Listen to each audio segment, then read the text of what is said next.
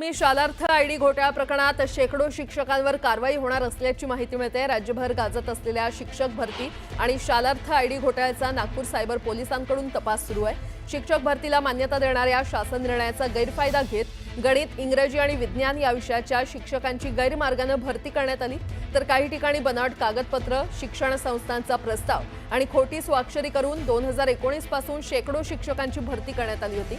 शिक्षण संस्था चालक आणि वेतन अधीक्षकांच्या संगनमताने लाखो रुपयांचा आर्थिक व्यवहार करून हा घोटाळा करण्यात आला।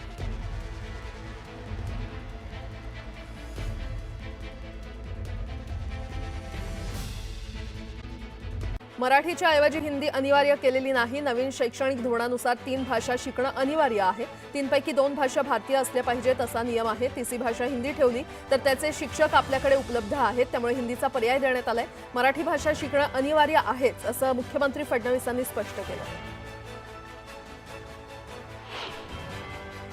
एप्रिल-मे महिन्यात राज्याच्या काही भागात पाणी टंचाई निर्माण होते। टंचाईग्रस्त भागात पाणी पुरवठा करण्याचे आदेश जिल्हाधिकाऱ्यांना देण्यात आलेत। पाणी टंचाईचं संकट दूर करण्यासाठी प्रयत्न सुरू असल्याचं मुख्यमंत्र्यांनी स्पष्ट केलं।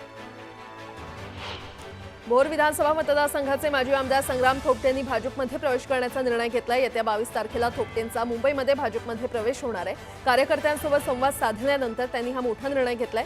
पक्ष पातळीवर अन्याय झाल्यानं थोपटेंनी हा निर्णय घेतलाय। ज्या पक्षाने तुम्हाला मोठं केलं त्या पक्षावर आरोप करायचे नसतात असा सल्ला नाना पटोले यांनी संग्राम थोपटे यांना दिलाय। थोपटे ज्या पक्षात जात आहेत तिकडे फार अंधार आहे असं पटोले म्हटले।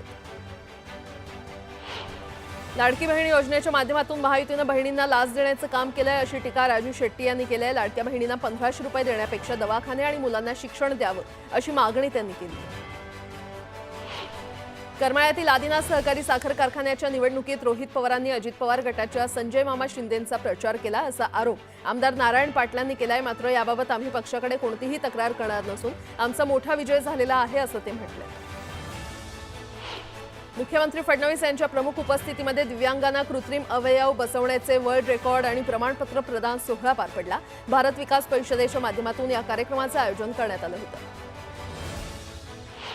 विधानसभा निवडणुकीच्या आधी सरकारने दिलेली आश्वासनं पूर्ण करण्याची मागणी शिवसेना उबाठाचे आमदार नितीन देशमुख यांनी केली आहे। मागणी मान्य न झाल्यास 2 मेला ट्रॅक्टर मोर्चा काढणार असल्याचा इशारा देशमुखांनी दिला। रत्नागिरीच्या मालगुंड गावात पुस्तकांचं गाव या उपक्रमाचं उद्घाटन पालकमंत्री उदय सामंत यांच्या हस्ते करण्यात आलं। मालगुंडमधल्या 30 घरांमध्ये आणि गणपतीपुळे येथील 5 घरांमध्ये पुस्तकं ठेवण्यात आली आहेत। स्थानिकांसह पर्यटकांना इथे पुस्तक वाचण्याचा आनंद घेता येणार आहे।